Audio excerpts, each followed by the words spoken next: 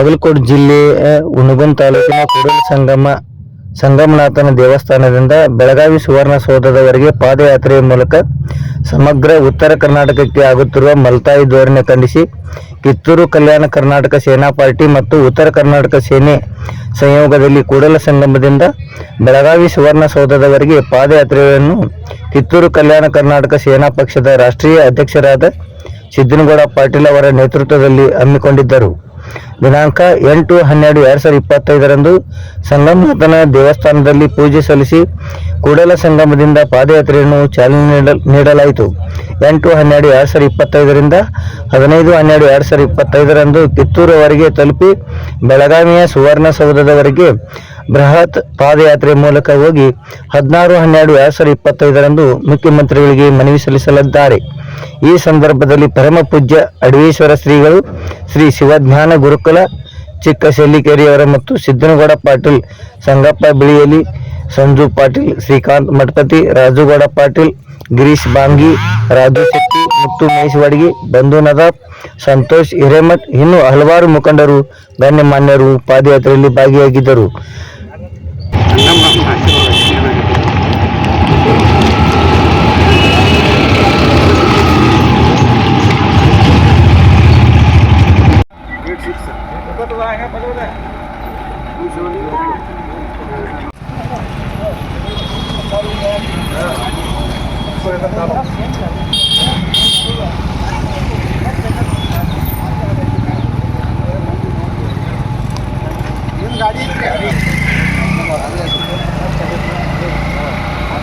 ನಾವು ಲಾಗ ಹೊಡಿತೀವಿ ಮಾಡಿದ್ದೀವಿ ಯಾರು.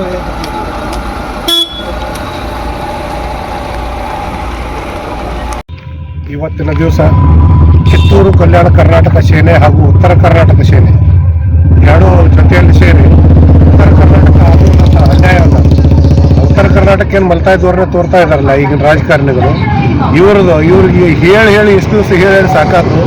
ಇವ್ರು ಇದಕ್ಕೆ ಮನೆಯಲ್ಲಾರ್ದಕ್ಕೆ ನಾವು ಅಲ್ಲೇ ಎಷ್ಟೋ ಸಲ ಅಲ್ಲೇ ಹೋಗೋದು, ಒಂದು ಅರ್ಜಿ ಕೊಡೋದು ಮಾಡಿದ್ವಿ. ಅದೇನೂ ಸಾಧ್ಯ ಆಗ್ಲಾರ್ದಕ್ಕೆ ನಮ್ಮ ಸಮಸ್ಯೆಯನ್ನು ನಮ್ಮ ಜನರಿಗೆ ಫಸ್ಟ್ ತಿಳುವಳಿಕೆ ಹೇಳೋ ದೃಷ್ಟಿಯಿಂದ ನಾವು ಉತ್ತರ ಕರ್ನಾಟಕ ಏನೇನು ಅನ್ಯಾಯ ಮಾಡಾಕ್ತಾರಲ್ಲ, ಈಗ ರಾಜಕೀಯ ರಂಗದಲ್ಲಿ ಆಗಿರ್ಬೋದು, ಸಾಮಾಜಿಕದಲ್ಲಿ ಆಗಿರ್ಬೋದು, ಇನ್ನೊಂದು ರೈತರಿಗೆ ಆಗಿರ್ಬೋದು ಎಷ್ಟೋ ಅನ್ಯಾಯ ಮಾಡಾಕ್ತಾರೆ. ಇದು ಅನ್ಯಾಯ ನಮ್ಮ ಜನರಿಗೆ ತಿಳಿವಲ್ದು. ಯಾಕಂದ್ರೆ ನಮ್ಮ ಜನರು ಭಾಳ ಮುಗ್ಧದಾರೆ. ಈಗಿನ ರಾಜಕೀಯ ವ್ಯಕ್ತಿಗಳ ಮಾತು ಕೇಳಿ ಇವರು ಅವ್ರ ಬೆನ್ನ ಹೋಗಿ ಹೊಂಟಾರು.